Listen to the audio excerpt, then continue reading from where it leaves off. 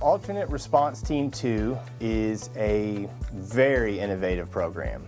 So ART-2 is staffed with 2 sworn firefighter paramedics who are community paramedicine trained, which means they have extra training in mental health, they have extra training in taking care of wound management. We have basically stuck a hypothetical fire station right in the center of downtown Tulsa and said any medical call that comes in within the IDL or downtown Tulsa, ART-2 will respond to. They will also respond and provide outreach services and wellness checks for unhoused population within the IDL. So when they're not on a run, when they're not providing medical coverage, they're out there making sure people are as healthy as they possibly can be. They provide blood pressure checks, they check pulse rates. Whether you're housed or homeless, doesn't really matter. Do you have the medications that you need to manage your health conditions? They provide water on hot days, they make sure you're warm on cold days, and ART-2 coordinates very well with our community partners, making sure that we're coordinating our efforts with everyone else. The impact that they've had has been significant.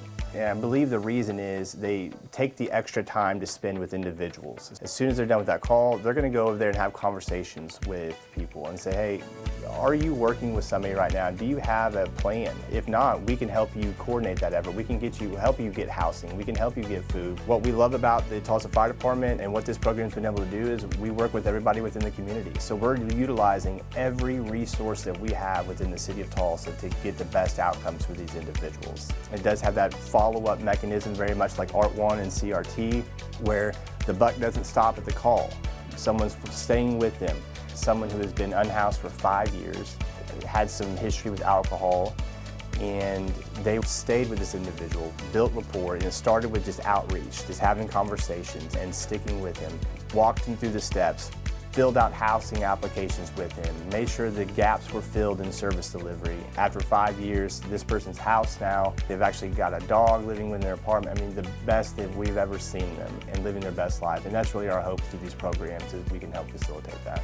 Whenever I pull up a heat map, we continue to see some of our greatest responses in the downtown area. And when we begin to dive into what that looks like and why so, we do see unhoused population in the downtown area, and we see a great response to there. We've been able to determine a lot of information that we didn't know before. Busy times of the day, demographics that we're responding to, and really focus our approach into helping those individuals and really meeting those needs where they're at.